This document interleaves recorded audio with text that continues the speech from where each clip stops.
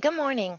I'm Becky Moats, and I'm going to go through a quick little training slideshow, either for treasure hunters or for the students who are planning their I&I ceremony. So let's get started. Step one is to educate your career association. What is an I&I ceremony? What is its purpose? What are the goals that the career association wants to achieve by this event? This is an opportunity to market, network, advertise, and connect students to people in your community. And it's a great time for parents to actually see firsthand what the JFG program is all about. You may want to do this by showing some videos of other I&I ceremonies. There are a lot of videos out there of different ceremonies, and you don't have to stick with just I&I. When I did this my first year, I gave students programs, and we watched videos of wedding ceremonies, of Boy Scout events, of Rotary, Kiwanis, all of those things, and the kids picked out little snippets of different ceremonies that they liked and that they wanted to incorporate into ours. So I also want every student in the state of Florida that's in our JFG programs to really understand the purpose of this event and to honor it. It needs to be a reverent event as well as fun and exciting for the kids. And so I tell mine, this is like a wedding ceremony. You are marrying into the JFG program. And if you do well, uh, you become a JAG member for life, and you will have connections for the rest of your life, just like a marriage ceremony. So we want it to be impactful on them in that level. Step two, themes and budgeting. Before you can get to the real fun stuff, we got to get down to the nitty gritty. So once your students understand the purpose of the event, they understand what an I&I is, um, it's time to start making some important decisions so we can actually start the fun of planning and organizing it. So, first of all, hopefully you have elected your officers, because we need people in charge to conduct the meetings, to do the voting, so we can make these decisions happen quickly. And because they're learning these roles, please don't get bogged down in all of those very specific rules for officers right now, because we're in crunch time. We got to get this I&I off the ground. So the officers can learn their role as the year goes on, but we need some decisions. So, number one, what's going to be our theme for the event? Once you get your theme in place, it's going to help you design the program, the invitations, the decorations, the refreshments. So, you really need to have that theme down.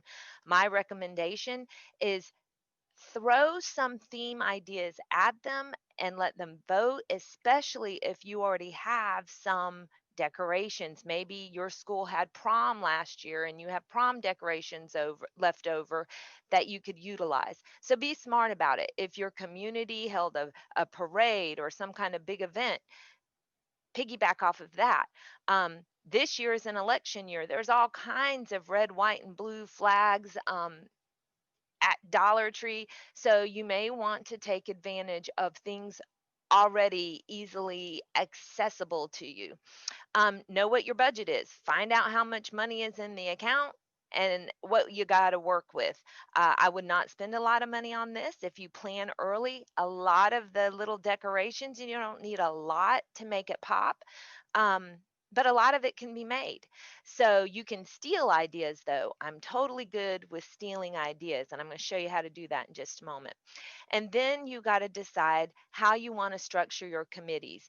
Committees are extremely important to organizing any event or any project you have going on. So you need to decide how you're going to structure your committees. Um, Decision making and voting.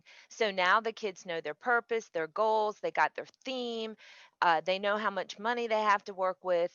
The groups have now set up committees, If you want to make it easy, you can do committees just like laid out in this and assign them a specific thing. I do committees for like refreshments, decoration.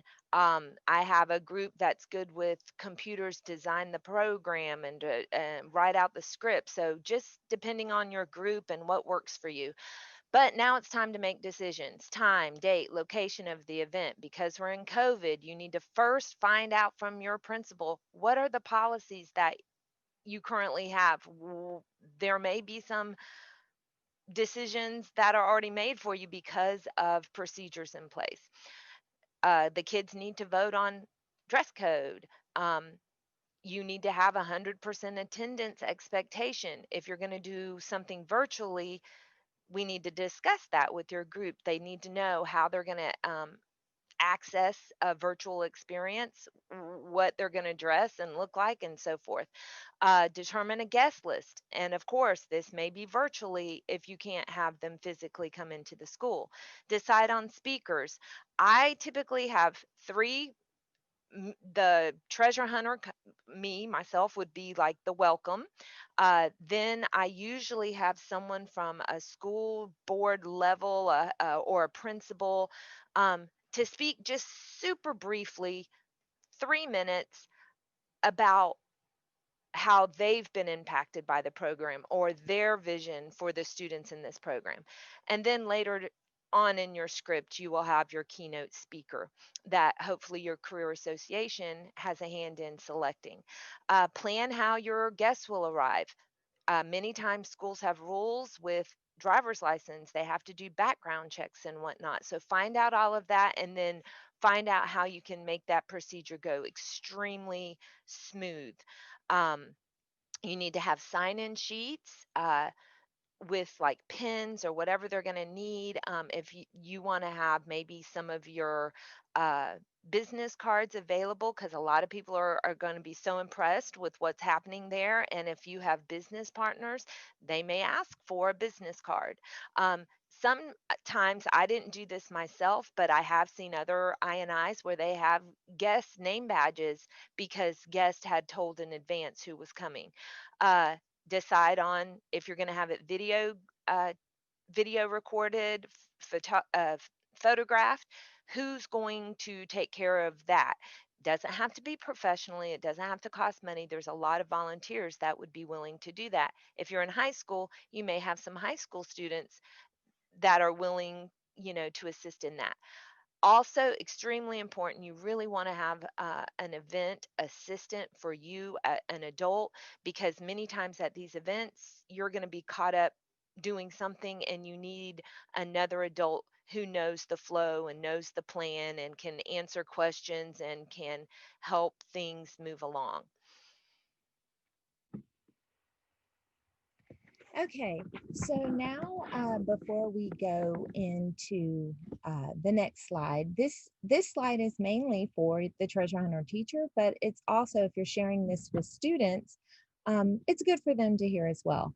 So now that you have established your committees to help organize and implement all the different parts for the INI ceremony, um, we just want you to really embrace this process. And it is hard for teachers and adults to turn things over, but we want this to be a real authentic experience for the students and for them to be impacted by the INI ceremony.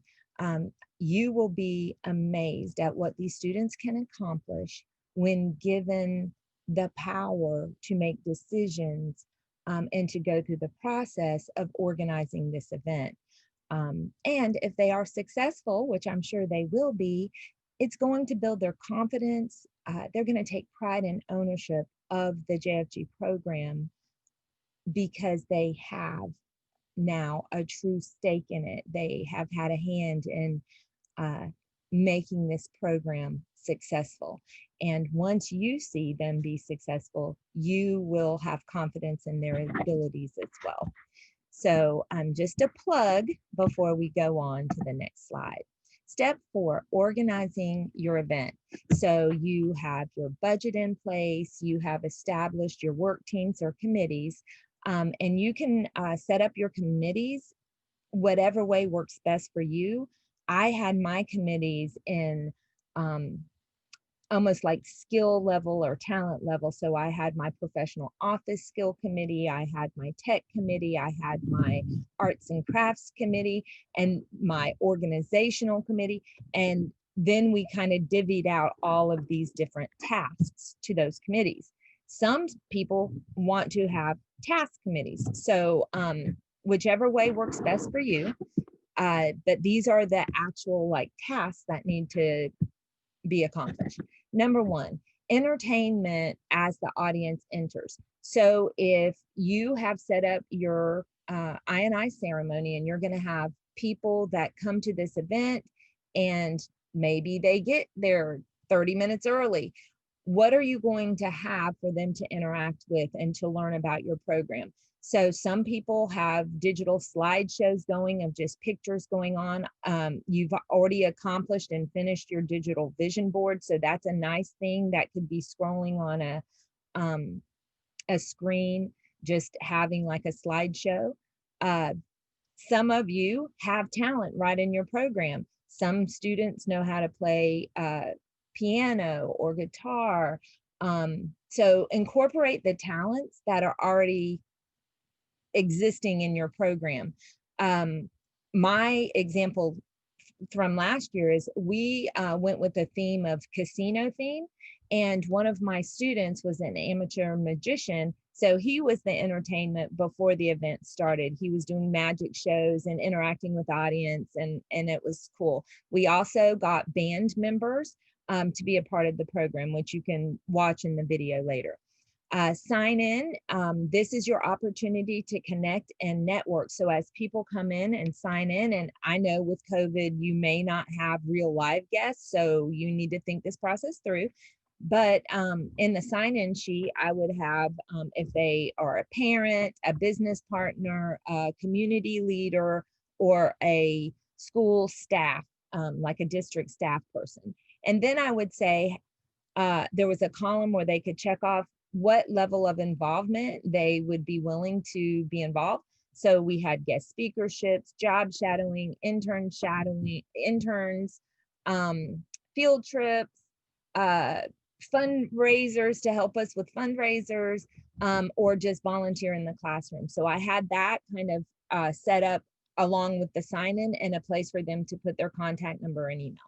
Invitations, programs, decorations, refreshments, supply list, assignment of those things. So when my group was writing down all the different supplies we needed for all the different things that were going on, that supply list group also assigned certain students. They would say, you know, well, my Kyria is going to bring in the black tablecloth that we need for this. So-and-so is going to bring in a lamp. So-and-so is going to bring in a feather boa, you know, just depending on what you're doing. The flow of the event, the script, and your timeline management. Timeline management is a huge, big deal because you need to make sure things get done in sequential order so you're ready and set and have time to rehearse, to have a smooth ceremony. The flow in the script, that is probably the most important part of this because number one, the officers and treasure hunters, they're going to work out the details of the script, but the script is actually what will determine the flow, who's going to speak, how long their sections will take, how will they transition from one speaker to the other. So rehearsing with the officers multiple times before the event is essential. In my program, we mapped out everything was going to happen. The students, the whole class, walked through it several times on paper. The officers, one-on-one with me, we rehearsed their parts of it. And then we actually only had 2 full-blown rehearsals with the whole class in the area that we were going to have the event. We practiced the actual walkthroughs. It's a good idea to even tape off sections, like if you want someone to stand there, if you need the students to walk in a certain path. So tape is a really good idea. It's a fantastic idea if you have someone in your community who leads like theatrical productions to help you with this process, because it is very much like producing a play. Everybody has a part to play. They have scripts to know, they have lines to meet, they have, positions on the stage or entrance. So it's very much like a play in the long run. Your students are going to be very prideful of the event if it goes off smoothly, and we know it will go off smoothly if they are going through this slideshow and doing all of the different steps to prepare. So you do want to take time to really celebrate their accomplishments. Think about awards that you may want to give out to special students who went far and above your expectations. You also, don't forget, organizing the pack up procedure. A lot of people put so much effort and energy into organizing this amazing event, but then they forget about the packing up of the event. And so sometimes after the events, parents take kids home, they check them out, or sometimes it's in the evening and the treasure hunter is stuck all by herself packing up, or himself packing up all of these supplies. So make sure you plan for that. You may even want to teach students how to fold tablecloths or whatever you're going to be packing up. If there's glass or candles, you want to show them in advance how to do that, and have markers and supplies to label your boxes. Plan for a celebration after the event so you can recognize the accomplishments. You can give out some of those awards or certificates for special services that some of the students provided. This is a great time for that self-reflection, and we always want to include self-reflection in any project that we do. We want the students to go through that process. What went well? What do I need to tweak for the next time we do a big event like this? And that's where the learning takes place, that corrective feedback element. And we want to teach them always to self-reflect on things that they have learned from it, things that they would do differently. And then these last slides are just resources that are going to help you and your students plan for the event. The first one has nothing to do with JFG. It's just a great website on how to plan events. So if you have your planning committee, your organizing committee, they may want to take a look at this and take some notes from it and incorporate some of the things they learned from that website into planning their INI. This party theme link, I'm not getting a cutback or something from Shindigs. It's just a really great site with a lot of cool pictures of different party themes. And your students may steal from that. I'm a big advocate of stealing ideas from others. So you can go on there and maybe order a few things that are within your budget, but then see what things can we actually make ourselves. I have included sample video of an INI ceremony, a sample script, a sample invitation, and a sample program. These were from mine. I am not saying, in fact, I don't want people to think that we're expecting a very similar event. This is your student's event. They're going to plan. This is just to give you some ideas about what it may look like in the end. I have also included all of the resources that are available to you in your toolkit, but I thought I would embed them in the slideshow. So if you're sharing this with your students, they have easily access to some of the resources that are provided from the JFG program. So the INI timeline link is here, the proposed script. So I would, whenever I do this with my students, we have as many scripts as I can get my hands on. And then the students kind of tweak what they want to incorporate, what they want to change, what they want to make their own. And then they come up with their proposed script. But the proposed script is a nice example of just a very simple, streamlined flow of how the program will go. Organizing the INI PDF, I actually embedded that on the next slide because I wanted to take pictures and actually implement it right in this slide. This timeline is very important so that you don't run out of time or you don't miss something. So please follow this timeline to help you stay on track with meeting deadlines for your event. And the last one is just some tips about organizing the INI, and pretty much the slideshow incorporated almost everything from this sample. So you may want to go ahead and print this as almost like a hard copy of the things that you and the students learned from this webinar. All right, everybody, good luck. We have confidence you're going to have a great ceremony and an amazing event. If we can help in any way, just reach out. Good luck.